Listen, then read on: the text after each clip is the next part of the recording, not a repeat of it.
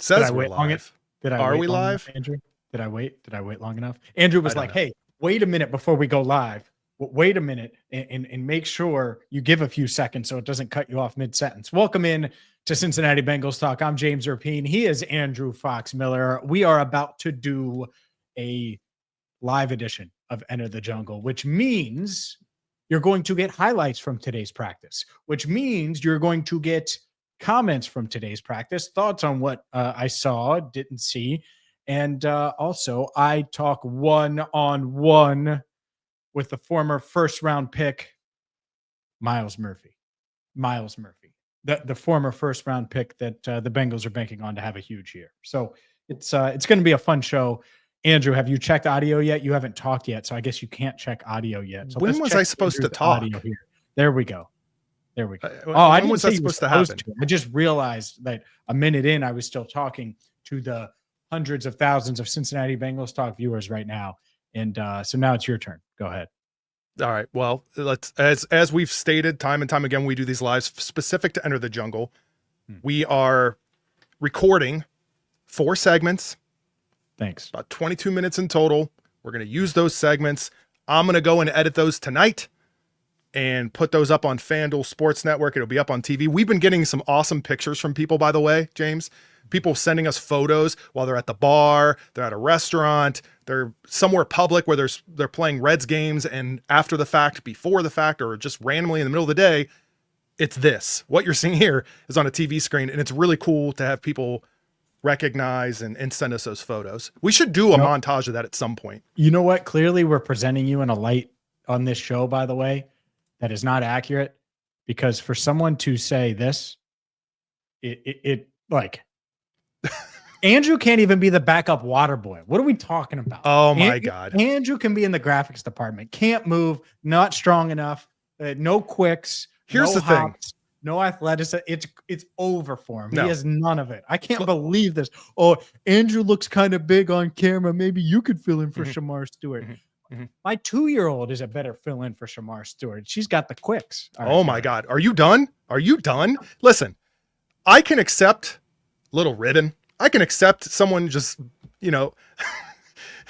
giving me a bunch of grief for a comment like that. I won't accept it from you, and I'm going to tell you why. Because it would be one thing if it was aimed at me, but it's not. It's coming from you. You don't like that someone said that because they didn't say it about you. That's why I can't accept it. You take it as a personal insult that between the two of us, someone mentioned me as a potential Shamar Stewart replacement, and you have to put water on that. Because if they knew you, they would never say that. No, it's where it's coming from. That's the thing. No one's ever said. By the way, there's no way I would fill in for Shamar Stewart. I'm a skill player. I'm not playing defensive end. Oh my God. I know that. Chad can't guard me. We need to get into that at some point this offseason because there's a new development in that. You saw it. There's a new development. I saw. And we can't do that today, and we are not going to do that today. We've got a final. We need to get to the show in a minute here. In our final segment, I've got a little surprise for you, James. Speaking of all of this, but you haven't seen it because I want it to be fresh to you. Get rid of that comment, James. I don't want you all fired up about it. Oh my God, it's just ridiculous.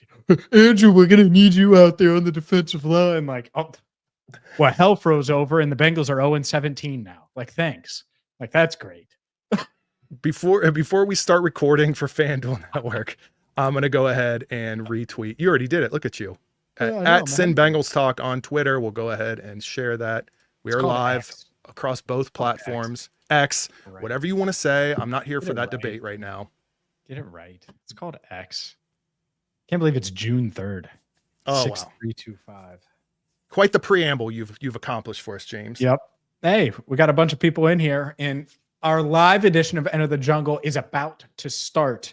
Do you have the rundown, Andrew? Do you need to know what we're doing, when we're doing it? No, I've spent all of my time putting together content for this video, the clips that we're going to play, queuing things up. I glanced at it, but we're going to start with practice. Look, you're about to see, talk about James, Andrew, Shamar Stewart, whatever you're doing out there. You're about to see how someone that did not even look at a rundown is going to be able to handle this like a professional. Just watch. You didn't look at the rundown? Why do I even put it together? I'm aware of the rundown. Why do I even put it together? I mean, you expect him to play defensive line. He doesn't even look at the playbook. This guy, just not even. It's all just, it's instinct.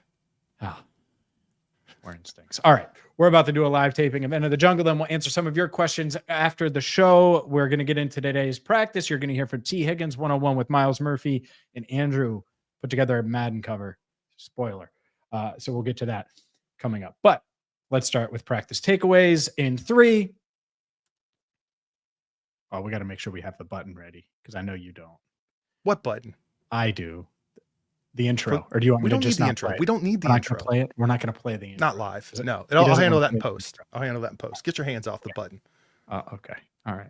No intro. All right. Counting down in 3. Tuesday's Bengals practice was full of highlights from Joe Burrow to Cam Taylor-Britt. Plus, T. Higgins offers up huge praise for one of his fellow wide receivers. And I go one-on-one with Myles Murphy right now on Enter the Jungle. That's where the intro would play. That's right. All right, get ready. I'm ready. All right, we're starting at the 6-minute mark.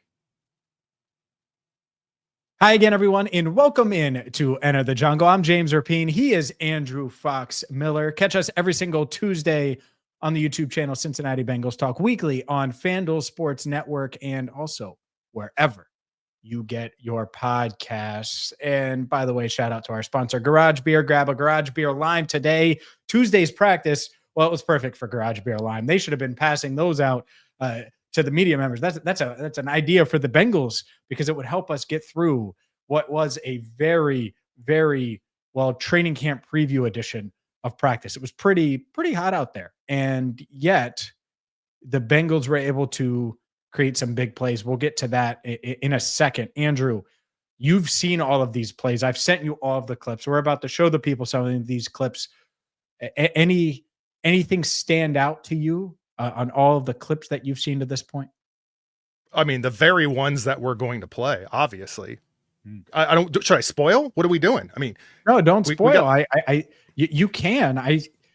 I think certain things stand out about a bunch of them. Josh Newton making plays, multiple defensive backs making plays on Joe Burrow. I think that's a big one. Jamar, you guys entering the mix. Little Taj Brooks action I saw.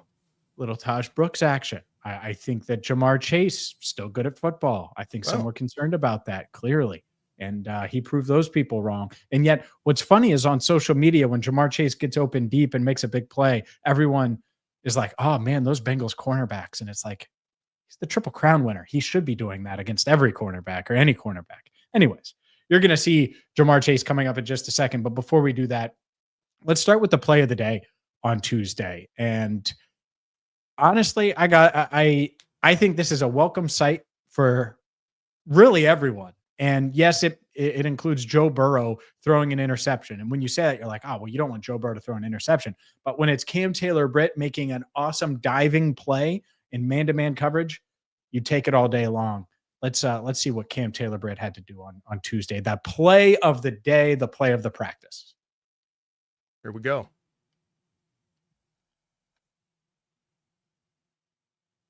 Oh, back it up a bit. Back it up. Oh, there it is. And then T huge celebration. Saying, "Nah, look, here he comes." Look, I think one, he was inbounds. If you check the slow-mo, his elbow hits inbounds after 1 foot. And so inbounds. Heck of a play. I think it's interesting that Cam Taylor-Britt was in the slot and was playing that nickel cornerback position there on Mike Gesicki.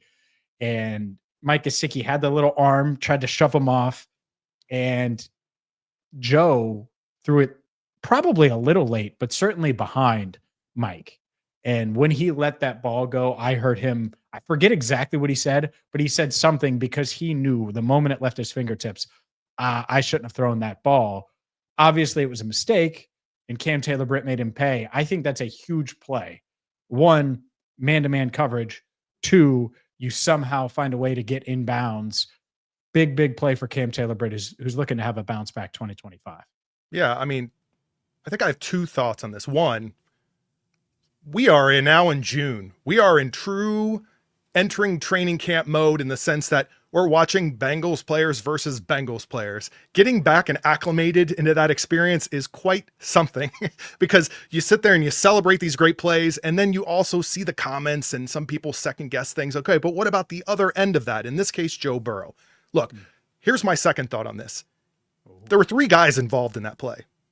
Joe Burrow and Mike Gesicki, they got their contract extensions with the team. Cam Taylor-Britt is heading into a contract year last I checked, so we're all waiting to see what Al Golden has in store for this defense. Yeah. And for now, plays like these, like us as observers, like this is what we have to work with. I'll take it. He's the one that should be stepping up and making those types of plays, and Joe will adjust because he's Joe Burrow. Oh, for sure. I mean, Joe will adjust. You're about to see how quickly Joe adjusted in just a minute. But you're on to something there, Andrew Fox-Miller. Cam Taylor-Britt contract year. He sees Dax Hill get his 5th-year option picked up, even though he's coming off of a torn ACL, and rightful. Like the Bengals are right to do that. I get it. I understand it. I think they may extend Dax Hill. But if you're Cam, you have a lot to prove. You got to show the world that whatever last year was, that roller coaster that you were on at Kings Island, that thing is torn down, and now you're going to be steady Eddie and just playing at a really high level. Steady, steady, steady, steady, steady. That's what the Bengals need. That's what Al Golden's asking him to do. And I do think it's interesting when I think about how Dax Hill and DJ Turner and Cam Taylor-Britt and these guys can work together and maximize what they have talent-wise in the secondary. Putting Cam Taylor-Britt on some of these tight ends, on some of these more physical guys in the slot may make sense. It may make sense for him to be, you think about how he lined up against DK Metcalf a couple of years ago, and just he was able to be physical with DK and get in his head some, which we're going to see that because now DK's in Pittsburgh. But maybe Cam is the guy that's going to deal with that really physical, more imposing receiver or tight end that's a pass catcher, the Mark Andrews is of the world. I think it's interesting. Who knows? Maybe it's nothing. Maybe it's something. Regardless, it was a heck of a play by Cam Taylor-Britt. But I mentioned Joe Burrow, and I mentioned Joe Burrow bouncing back. And on the very next play, well, Joe Burrow bounced back. He hit Jamar Chase for what was probably a 70-yard touchdown. Here we go.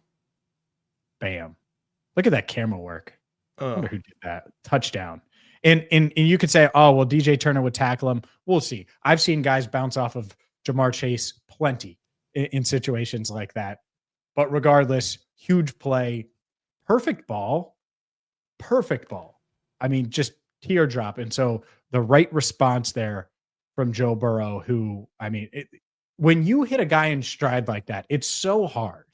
It's so hard to do that. Usually it's a half a step slower, or they have to really stretch out and they come tumbling down. So even in June, and I know it's June and it's 7-on-7, it's nice to see that Joe Jamar connection is alive and well. I look at it at the same words you said. It's June, and look at that connection. It's more of a glass half full approach. I love it. And speaking of Cam Taylor-Britt, I don't have an answer for this. I wouldn't pretend to know. Is this the time that you should be experimenting, being that it is June? Do you foresee that they're going to do it deep into training camp? Is this the direction, or is this an experiment? And do you experiment when you have that break between now and training camp? I don't know that there's a correct answer to that or a common strategy to that. Maybe it's just Al Golden's approach, but I don't know if you've heard things or if you've observed anything from practice today or otherwise. Well, I think that given the talent level that they have in that room, and I think they have a ton of talent. Like Cam Taylor-Britt is obviously talented. Dax Hill, super talented. One of the most talented, maybe the most talented / versatile, and versatile is a key word there, player on defense. I mean, because he can do everything. And I think they're going to use him that way. I don't think they're just going to put him outside and he's just an outside corner and that's it. So if you're using him a bunch of different ways, when you want to experiment and see if Cam can be used in let's say you're using Dax in the nickel at times, but then you want to use him as a blitzer off the edge. And yeah, maybe Cam can guard the tight end on a few of those plays. So yeah, I think now is certainly the time to experiment, but it's also, you got to show that you can move and pull and twist the roster or twist the scheme to fit the roster a bit. And we'll see if they can do that. It's It would be nice though, because I think Dax has underachieved during his career to this point, and a lot of that has to do with what was around him and how he was used. Cam has had an up and down couple of seasons. So how does those two guys from the 2022 draft, how do they bounce back? One because of injury and one because of last year just kind of being up and down. After 2 years ago, it felt like Cam was poised to take another step up, and some thought he would be CB1. After last year, that conversation has kind of died a bit. So how they adjust to that is going to be interesting. Maybe there won't be a true CB1. I don't know. I don't know what Al Golden's cooking up, but I agree with you. The potential, they're flooded with potential at cornerback. I felt the same way last year. Provided everyone's healthy here, I like the talent pool. Mm-hmm. Who's reliable? I need that solid, reliable core. Who's it going to be? I hope Al Golden can identify it. I hope the players can step up and make it happen. Speaking of reliable, T. Higgins praised one of his teammates for being super reliable and says we may be sleeping on him. Is Andrei Iosivas set to break out? We'll hear from T coming up next. What's up, 612 live viewers right now? I'm James Rapien. He's Andrew Fox Miller. This is part of our live taping of Enter the Jungle. And that's segment one. That was a fun one. You're going to hear from T on Andrei Iosivas in a second here. And then you're going to hear my conversation with Myles Murphy. And then after that, we'll do a quick segment, and then we'll get to some of your questions. So that's kind of the agenda, the rundown that we have for you there. But dude, the Cam Dax thing would be really interesting. If you can get both those guys maxed out, for sure. Sign me up, man. We were at about 9 minutes. By the way, we are going to, like James mentioned, we will be getting to comments. I'm saving them as we go. We'll get finished recording, and we'll do our usual like quick kind of Q&A afterwards. Yeah, and we'll probably be pretty quick with the Q&A today, just so everyone knows. All right, so that was like 9 minutes, just so you know. I'm going to try to make life easy on you, Andrew, today. Yeah, and keep in mind too, when I was rolling, like I'll be able to in post, I can roll those clips and we can talk through them, like, you know what I mean? Like, so there's ways to condense this already. But yeah, cool. T. I'll fire the T clip. Yeah, I have that in there, right? Yeah. Yep. I put it in there. I got you. It's morphin' time. All right, ready? Right. I just looked at the Power Ranger helmets above me. I was like, oh.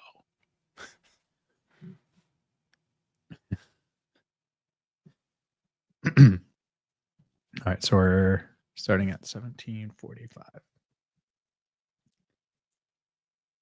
Welcome back to Enter the Jungle. He's Andrew Fox Miller. I'm James Rapien. And there's been a lot of discussion about potential breakout candidates. It's that time of year. And for the Cincinnati Bengals, I think Jermaine Burton comes to mind. Heck, we talked about Cam Taylor-Britt. He's certainly someone that I think people could see. Dax Hill coming back from injury. Maybe he breaks out and establishes himself as a star corner in the NFL. But not many people are talking about Andrei Iosivas, except T. Higgins. T. Higgins with huge praise for third-year wide receiver Andrei Iosivas on Tuesday. Oh, man, hell yeah. You know, Yoshi, he teaching me things, and it's night and day from last year to this year. And y'all gonna see this year. Yoshi's really gonna come on this year. So if he's taking those kinds of strides, knowing that the Bengals have the best 1-2 punch in the league with you and Jamar, I mean, is this a three-headed monster? Definitely could be. You know, that's what we're looking forward to doing. And I got high expectations for Yoshi this year. What's different? Like, what have you noticed improvement-wise specifically? Obviously, y'all see him. He got bigger. He got stronger. He got faster. He's twitchier, and he know everything right now. And man, it's been great to see. What's different? That's my takeaway. Is the dweeb that's like, what's different, T? What's different about the guy? Like how I sounded. That was hilarious. Anyway. I almost feel like that could be a stock response to almost anything too. Like, y'all see him. Like, and just, that's it. Yeah. Y'all see him. Yeah. I was curious. He's talking about how great Andrei is. Like, yeah. But honestly, like, you don't really, like, I haven't really noticed. I think you'll notice the more you see him go up against corners. And that's what I think is interesting is he's like, oh hell, Andrei's going to be awesome for us. Like if Andrei is, and he has 10 touchdowns in 2 years. He had 36 catches last year and was a big part of the offense at times, but red zone threat. But if he can emerge as like this Tyler Boyd type guy, but also has the ability, and we know he does, to play outside and not just slot only. He's got the Tyler Boyd size, more speed than Tyler, but also more versatile. Boy, oh boy. Like a lot of people are talking about Jermaine Burton and him breaking out and him bouncing back after his rookie year. Andrei Iosivas has done everything right throughout his 2 years, has gotten better each and every step along the way. Maybe he takes another step or two. And if he does, look out, because that's going to make the offense that much tougher to stop. I mean, somewhat similar to what I was saying about Cam Taylor-Britt. I mean, guys like Andrei, Jermaine Burton, even Charlie Jones, like they should know that they're on a team that rewards wide receivers when they produce. Like if you want to remain on this offense, catch passes from this quarterback, someone needs to step up. Andrei Iosivas stocks need to be at an all-time high to breed some competition behind Jamar and T. That's a fact. I like what I'm hearing. I would love it for it to be Andrei, but it needs to be somebody. Yeah, that's fair. It needs to be somebody. I think it is Andrei. I think he's locked into that wide receiver 3 role. I do. You value it, when you're a business, you value reliability. Well, if you're these coaches, you're going to value that. And he is as reliable as any dude on that roster. And I think that's what T sees. T's seeing the growth from him. And so I'm sure we'll talk more wide receivers in the future. But up next, from the receivers to the trenches, Myles Murphy. I go one-on-one with the former first-round pick. It's a big, big year for Myles. The Bengals need Myles Murphy to step up. I'll talk with Myles coming up next. All right. That's 2 segments, 2 more to go. Got the one-on-one with Myles Murphy, everyone. We're at like 13 minutes right now, ish. What were we at? 14:45 when we first started. So 17, bro. 17? Oh, I was thinking, okay. I don't know. I got you it. just No, keep I know. your tallying over there with your I am. I got you. pen and paper. Pro. Pros. Woo. All right. I'm going to bring us back in and I'll toss to that. You have it ready? You it's in there. Yeah. But you're tossing to it, right? Is that what you're saying? I'll toss to it. I'll bring us back. Toss. Oh, it's in like it fit in there. Wow. It's called compression, Handbrake. James. I ran it through handbrake. You compressed that. You compressed that MFer. All right. Say it's a long interview to put in there. All right. Welcome back to Enter the Jungle. He's Andrew Fox-Miller. I'm James Rapien. And if the Bengals defense is going to be better this season and much improved this season, some of their former top picks are going to have to play better, are going to have to take leaps forward. One of those guys is Myles Murphy. I caught up with the Bengals' former first-round pick as he enters year 3 and asked him about the new coaches that he's working with, his offseason, what he's decided to work on, and much, much more. In the Bengals locker room with Myles Murphy. Myles, we were just talking before we started about the new coaches, the vibe of the offseason program. How would you describe that right now, how the offseason program's going?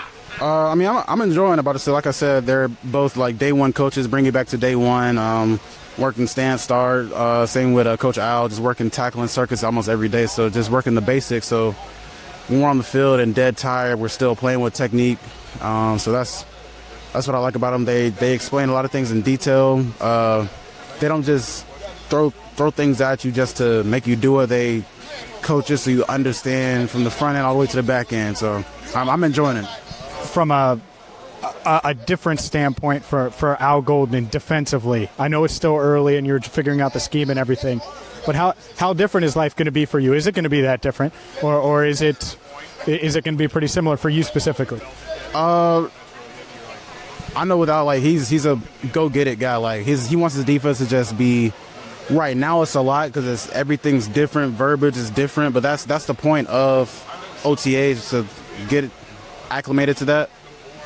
Once 2-3 months come around, everyone's gonna be playing at a different speed. I feel like because we're all gonna be lots of communication, but I feel like even now we're all pretty much on the same page when we're communicating, and once we get everything set, we're playing fast. So I feel like it would just be like flying bullets on defense, honestly. What did it mean to you that the organization has the belief they have in you? Just looking at the offseason, clearly you're a big part of their plans. Clearly you're going to be in the mix to get an increase in playing time. What does that mean to see the actions side of it from a personnel standpoint, because it is a business? I mean, like it's always good to have play for an organization and a group of coaches that believe in you. So that's always great, but it's most important to just have that trust and belief in yourself, and knowing that you have what it takes to be in this league, and not only be in this league but dominate in this league. So I guess those two coming together, it's a good feeling. But most definitely right now, just keep my head down, working every day, stacking pennies, stacking one day at a time right now. What's the next step for you, or steps for you? You just mentioned dominating in this league. What is your mindset going into year 3? That exactly, like knowing just playing with a little bit more swagger, playing with a little bit with just more confidence, just knowing that I can do the things that I'm envisioning, honestly, and just knowing that it's not just going to come overnight.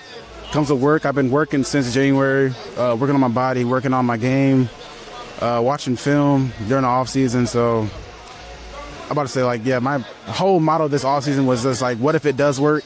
Because like even like little stuff, watching film in the off season, a lot of people kind of will overlook that, but like, what if that does work? Watching film and like, just writing notes, taking notes on different O linemen and how they said and different things. So, I'm just doing everything I can right now to be the best player.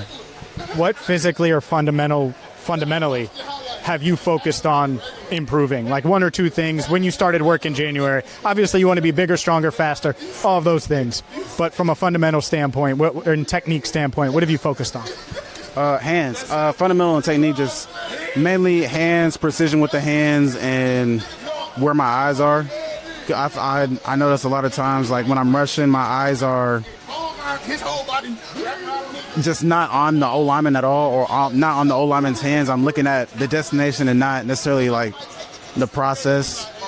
My eyes aren't on the O-lineman at all. I'm just kind of just swiping hands when I feel like I should swipe them and hoping for the best instead of being precise with my hands and getting hands off of me. So that's from a fundamental standpoint, that's what I was most focused on. A big part of this offseason has been the addition of Al Golden, but obviously you mentioned him, Jerry Montgomery, defensive line coach. What's it been like working with him? He seems like a pretty direct guy. He has a history of developing guys, Rashawn Gary in the past. What's it been like working with him? No, it's been cool. Like I said, day one teacher, take you back to just core fundamentals when it comes to just football, teaching backfield sets. He like teaches, I guess, every coach I've been with has been a great coach as far as just teaching fundamentals and like day one stuff and like a good foundation. He emphasizes like understanding the whole defense. Like I never really paid attention to where the free safety fits on a run block. I never thought that really mattered, but actually knowing where the back end fits, where the linebackers fit, if the corner's fitting outside or inside of me, like it does help me play faster, knowing where I can shut a block faster. So honestly, he's a just good all-around coach. Myles, I appreciate the time. I know I caught you at your locker, so thanks for chatting with us for a few minutes. For sure. Oh, yeah. Good stuff there from Myles Murphy. I appreciate him taking the time. And if there's one guy, like there's a lot of guys you could name. Like if you had to pick one breakout guy that would really help the Bengals win, or the Bengals need him to break out, he's really high on that list on guys that Bengals need to be a huge part of their potential success. Yeah. And the pressure from where I'm sitting keeps fluctuating depending on what goes on with Trey, depending on what goes on with Shamar Stewart. Like that line in general, it just all needs to come together. It's going to be the theme of this entire episode, James. Young potential breakout players. Who's going to do it? I hope it's Myles Murphy. Who's going to do it? I thought you were hinting at what's up next, because EA Sports, well, they revealed the Madden cover this week. In the Madden cover, Saquon Barkley is on Madden 26. And yet Andrew Fox Miller might have done it better. That's next. Oh, one more to go, and then we get some questions. Question time. Question time. So that's probably 6 minutes or whatever, like 2.5 minutes, 3 minutes this segment, something like that. Yeah. You have a surprise for me here. You left me on my heels here. I'm like, what? Yeah, there's nothing. You're not going to see it. I'll upload it when I'm ready. Yeah. Oof. All right. You ready to go? Yeah, this will be a short one, everyone, and then we'll start chatting with you. And then we'll get some questions, answers, questions. Ready? Ready. Welcome back to Enter the Jungle. He's Andrew Fox-Miller. I'm James Rapien. Catch us every single Tuesday on the YouTube channel, Cincinnati Bengals Talk, or wherever you get your podcast. And Andrew, grab a garage beer. I'm sure you did when you were putting this together. The Madden cover was revealed this week. Saquon Barkley on the cover. You did your own design, and a design I think a lot of people watching would be in on and would endorse. Yeah. So first we'll put up the Saquon image, just so we got that. Oh, I guess we'll do Jamar. We're having layout issues with StreamYard. This is what I think it should be. First of all. Yeah. Be able to see that right there. Here Simple. we go. This is the one that Andrew designed. This is the Madden cover Andrew designed here. Jamar Chase. Is that against, I want to say that's against Denver. Am I right? I think you're wrong. I think is it's it from against last year? I'm going to have to double check my work on this, James. I want to say it's against Cleveland, but at home, but let me check on that. Cleveland at home at night. Now, I will tell you this, regardless of where it happened, this is from the actual game. We didn't have to use, wire work and harnesses to recreate it. Yeah. For a cover like we did with Saquon. Just saying. I agree with that. By the way, people were mind blown that he needed wire harnesses or whatever. Like that's normal. Yeah, if you're trying to get the perfect shot, but they had the perfect shot. I don't know how that works. I don't know what it comes down to with getting clearance, approvals, licenses to be able to use that image, but it was everywhere. It's as far as the 2024 season is concerned, an iconic photo. I don't know why they couldn't work that out. Your EA, hey, let's save a little bit of money, build a studio with a green screen and attach people to harnesses and like I don't know. I would love to know the economics behind it, what the thought process was there, but I digress, I suppose. And by the way, speaking of EA Madden covers, I got another one for you here. Let me pull this up here. Oh, this is going to be. I think if it were up to me, I would choose this as my Madden cover specific to Cincinnati Bengals talking in the jungle. That's what I think should be the Madden cover. What do you think of that? I love it. I wish I could get the stool in it. The stool that Amarius is standing on? I'm not standing on the stool there. Little Amarius having a block for Joe Burrow. No, I'm just kidding. Amarius is going to see this and be like, oh, yeah. But yeah, I like that. Madden 26. That's right. We could, I was going to make a Shamar joke. I thought you were going to challenge me to Madden. Oh, no. I mean, that's easy work. That's easy work. That's easy work. Regardless, though, I think they should hire you to do the Madden cover next year, but I think you're stuck with me. Sorry about that. He's Andrew Fox-Miller. I'm James Rapien. That's going to do it for this week's show. Make sure you check out the YouTube channel, Cincinnati Bengals Talk. And until next time, thank you so much for watching. Enter the jungle. Bing, bang, boom.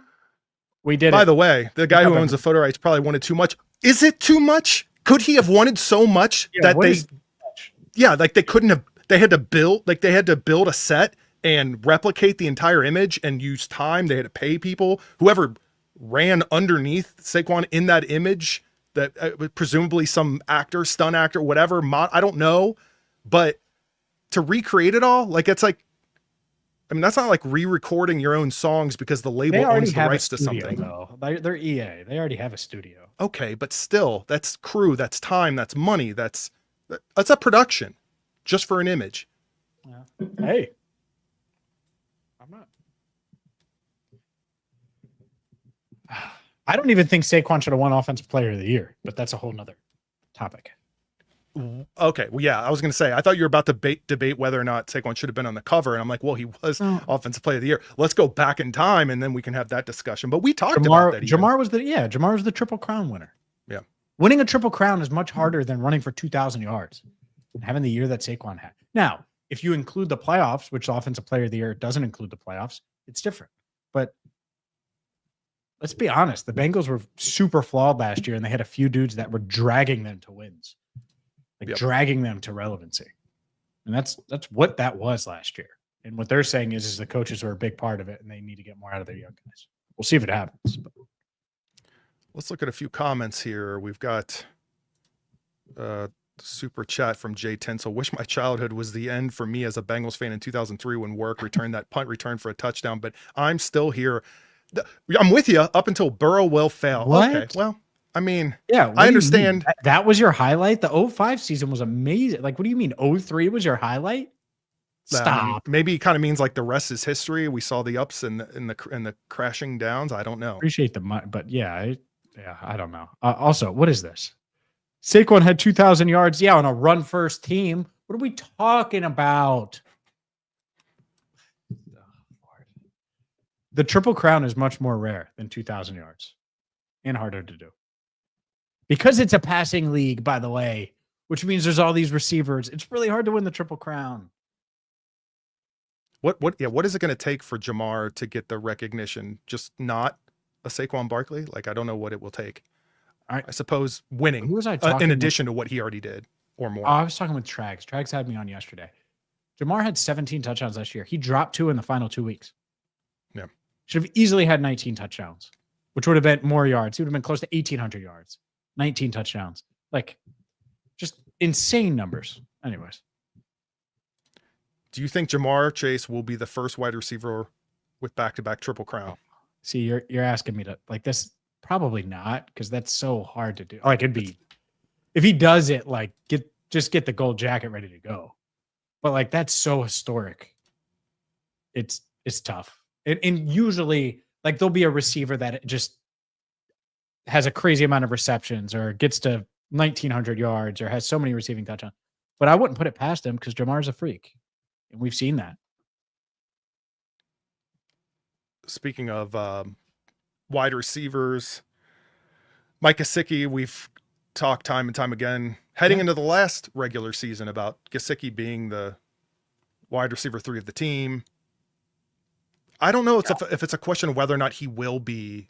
I think it's a question of whether or not, like, is there an actual rostered wide receiver on this team that is going to step up and be dangerous? I mean, you know what I mean? Like the true on paper wide receiver 3. Like, who is it that we? It's Andrei. It is, but like, yeah, take it over. You know what I mean? Like, completely run. Yeah, I know. I think that happens this year. Like, I don't think Jermaine Burton can be wide receiver 3 under any circumstance this season if everybody's healthy. Yeah. Like, there's no scenario.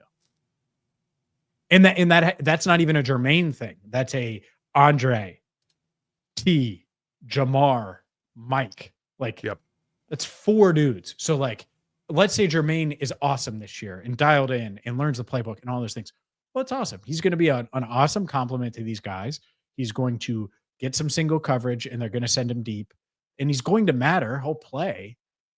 But, like, the scenario where Jermaine is on the field and Andrei's benched, like, that's tough. Because I just think Andrei has not just like the off the field trust or the work ethic trust, but like the trust of Joe and being in the right spots and all of those things that take time. And he's done that from the jump. And clearly he's faster, better, quicker, all those things that we played earlier when T complimented him. And that whole interview, by the way, with T, posted on our channel here. So once we're done with the live, make sure you check that out. I'm queuing up your comments, everyone. If you see me looking down, I'm not trying to be a James and ignoring the person that I'm doing the show with and looking down at my phone. I'm literally looking down at the comments. I just see the comments. Everyone just rips into you for that. Yeah, I'm reading the comments and queuing because it's just the 2 of us. I have no person running and moderating. If I want to look at you, you're here. I'm looking at you right now. Yeah. Well, people don't get that. They think I'm like doing something. Like if I see your face now. If I'm looking at the camera, I don't see you. You could be giving me the middle finger and I wouldn't know it. I understand, but it's optics. It's like anything. It's like I radio know, but being I'm just theater trying of to the mind. explain. Like you gotta immerse. Yes. All right, let me do this so I can look at you and Oh my God. Yeah. Can you right there? Perfect. Oh, I like this. look great. And I can feel the eye contact. Actually, it actually works really well. We should do this more often. Can you see the Apple logo? Yeah.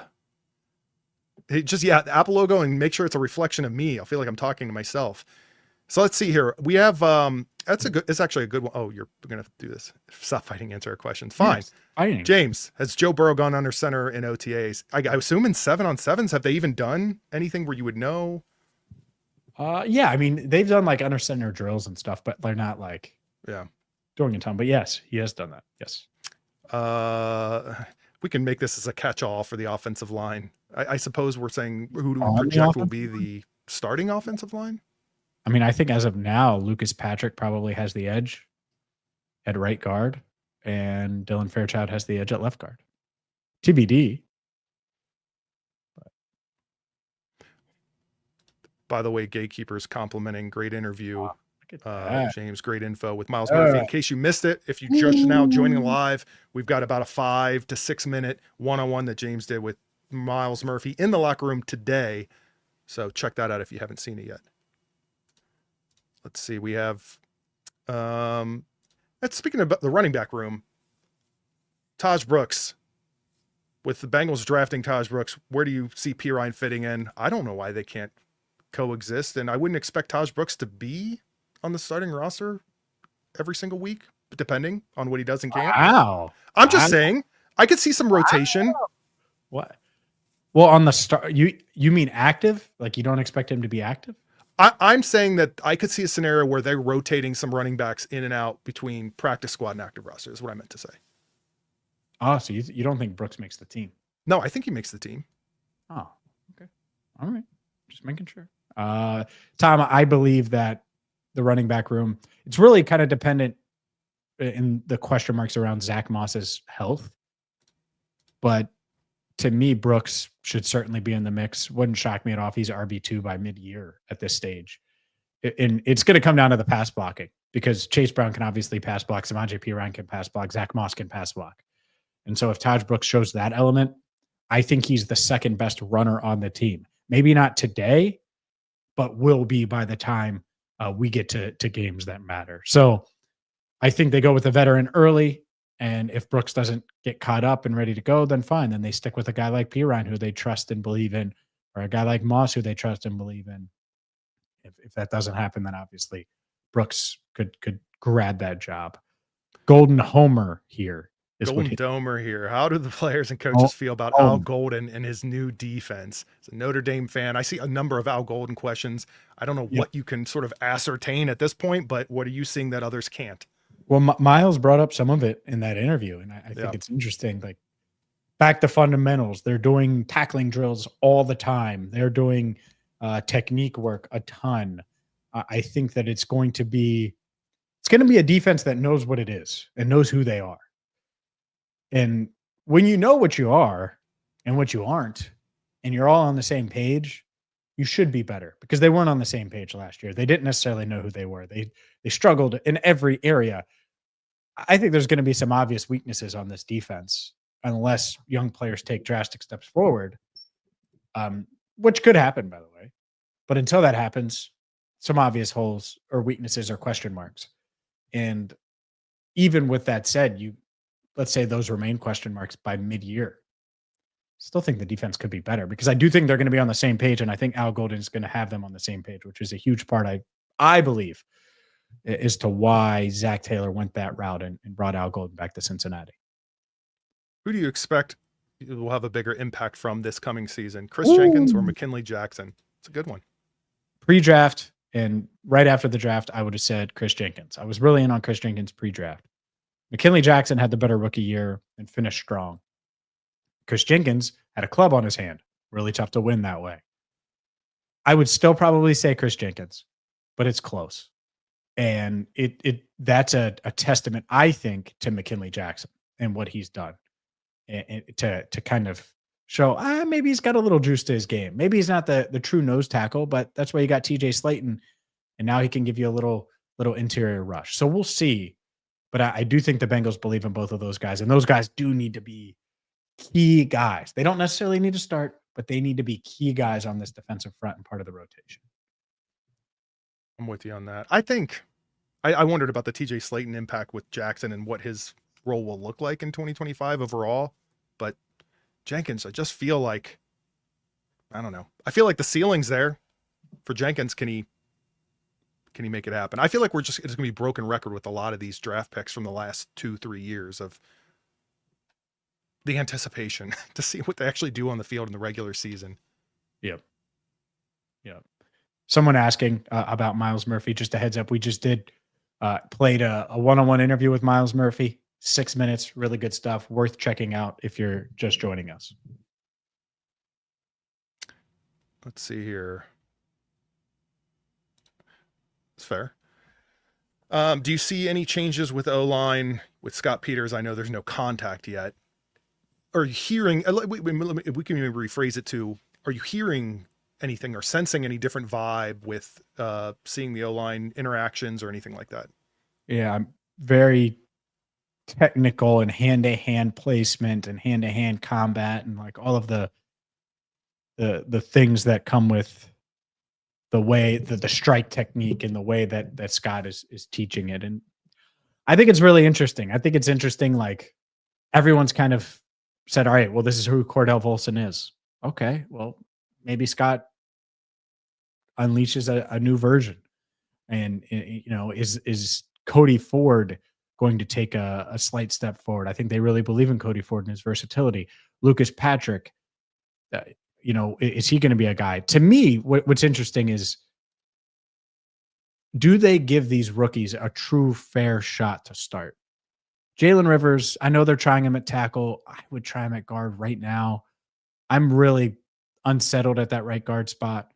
And so, like, if you could get a guy like Rivers and he's close to these veterans, we'll get him out there because maybe you could have 2 rookie guards. And I know that sounds scary, and I would have added veterans that are coming in and starting. Well, they didn't. And so now it's a battle on both spots. So Dylan Fairchild and Jalen Rivers, I want both guys to get a real chance at starting. We'll see if that works out. But Fairchild, I think he's going to be okay. But just talking to people across the league, and that's something you can do post-draft about specific guys, I don't think he's this plug-and-play starter that everyone else viewed him as. But that's April.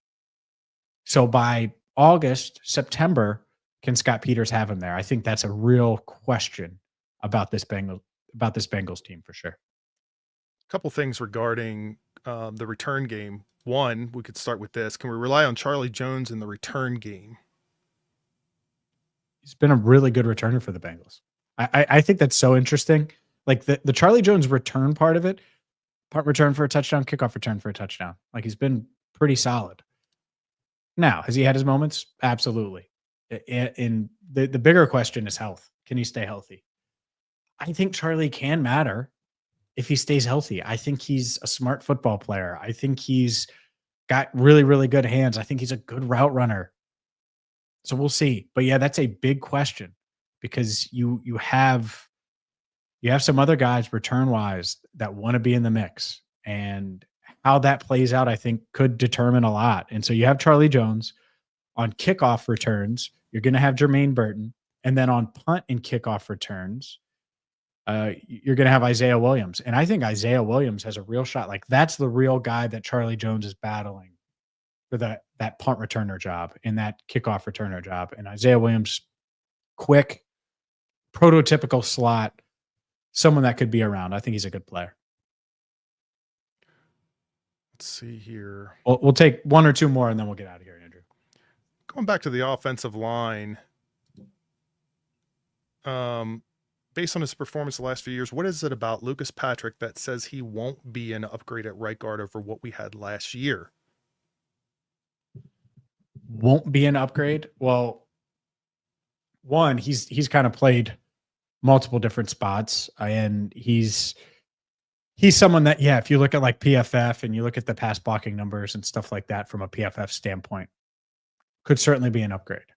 But he's one of those like bounced around veterans that has started some, but has had to start due to injury in a lot of stops like last year. And so it's like, okay, like, yeah, he could be, but this is like, it's not like it's Riley Reef. It's a step below that. Like when they went out and got Riley Reef and it worked out until he got hurt. But that's it. It's a very okay signing, but I'd prefer him to be your seventh lineman and your first guard or your first center off the bench, not your starting guard. And I think that's the concern. A couple of questions here about the wide receiver from Duke. I assuming you mean Jordan Moore, right? Yeah, Jordan Moore. Well, let's play the game here. Let's play the roster game. Jamar Chase, T. Higgins, Andrei Iosivas, locks. Jermaine Burton, Charlie Jones, Isaiah Williams. The answer is yes. Could he make the team? Absolutely. Now, what you have to do is you have to beat out. Jermaine Burton's probably making the team. Charlie Jones and Isaiah Williams are battling probably for a roster spot. So if you're these other guys, Rashad Owens, Jordan Moore, Mitchell Tinsley, Cole Burgess, you need to prove and show, hey, I deserve to be this wide receiver 6. So you got to beat out Isaiah Williams, I would say, who's got to prove it too, and Charlie Jones. Possible. I also think the Bengals should be looking there because you look at it, and Kendrick Pryor's in the mix too. I don't know if I mentioned him. But you look at it, and it's like, all right, let's say Charlie does make it. And we're talking about Kendrick Pryor and Isaiah Williams and Cole Burgess and Mitchell Tinsley and Jordan Moore and Rashad Owens and Jamoy Mays. Like, those are the guys that are battling for that 6th wide receiver spot. Maybe you go out and you look at wide receiver. Shocker coming from me, but wouldn't be against it if you find the right guy that can play your wide receiver 6 role. But as of today, Kendrick Pryor might be the favorite there. Yeah, you know what? It's funny that you mention it. I'm not going to pull it up right now, but maybe we'll save it for something. But I do have there was one little clip that you pulled from today from OTAs of Burrow connecting with Jordan Moore. Uh-huh. Yeah. I might put it in there, but it would have audio. So I don't know if that's a good idea. It's probably fine. Want me to do it real quick? Why not? Yeah. We'll do a little, but who knows? I'm not even looking at it. It might be nothing worth mentioning, but I might as well throw it up. Let's see. It's a very subtle clip. It might be. I can't remember. I just labeled them all very quickly. And I was trying to remember. I was like, oh, wait, who's number 14? And then I saw Jordan Moore. All right, let's see. Then we'll get out of here. Yep. There we go. We got. Actually can turn the sound off on this. So that's awesome. All right. Look at that. What are you worried? I'm going to say something. There we go. That was it. Hey, but it was something. Did I even get him? Did I even get the clip? What do you mean? Oh, like when he actually catches it, right? No. See, and that's one where if I did the highlight videos that we would do during training camp, I would probably deleted you would have made it look better for sure. No, I would have deleted it because you don't see the actual catch. It's so tough. It's so tough. I mentioned Rashad Owens early. It's hard to say. Like his size, we'll see. I think that is one of the underrated storylines of camp for sure. Oh, Alex, you joined us a bit late, and we'll just throw it up again real quick. Let's see. Do you got that Joe Burrow to Jamar Chase clip? You got some of that? Let's see. Here we go. Oh man. 70-yard tutty, bang, bang, boom. What a way to end it. That's how we're going to end today's episode of Enter the Jungle. Please, please, please hit that subscribe button on YouTube. Check us out. Literally, there's 900 of you watching. Go to your favorite podcast platform, type in Cincinnati Bengals Talk and follow it now. You'll be able to get Jermaine Burton, T. Higgins, both from today, and much, much more coming your way this week. Until next time, for Andrew Fox Miller, I'm James Rapien. Thank you so much for watching right here on Cincinnati Bengals Talk.